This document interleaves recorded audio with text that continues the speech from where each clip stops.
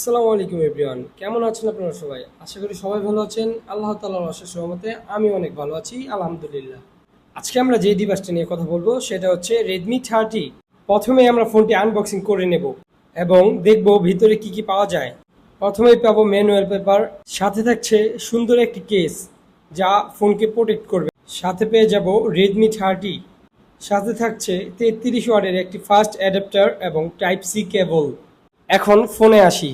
এই ফোনটার হাইট দিয়েছে 168.6 মিলিমিটার এবং থিকনেস দিয়েছে 8.2 মিলিমিটার এবং ওজন দিয়েছে 205 গ্রাম।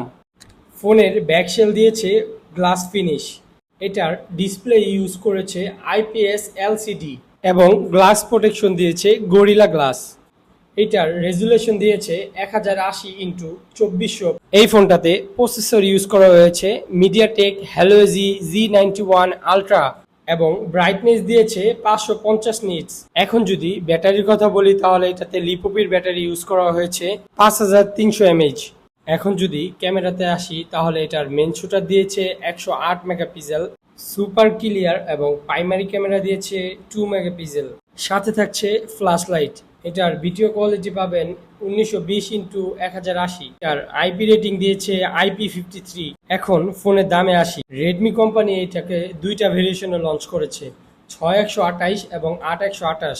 6128 এর দাম দিয়েছে 16,999 টাকা এবং 8128 এর দাম দিয়েছে 17,999 টাকা। আজকের ভিডিও এই পর্যন্তই, দেখা হচ্ছে পরবর্তী কোনো ভিডিওতে। সবাই ভালো থাকবেন, সুস্থ থাকবেন এবং আমাকে সাপোর্ট করবেন। আসসালামু আলাইকুম।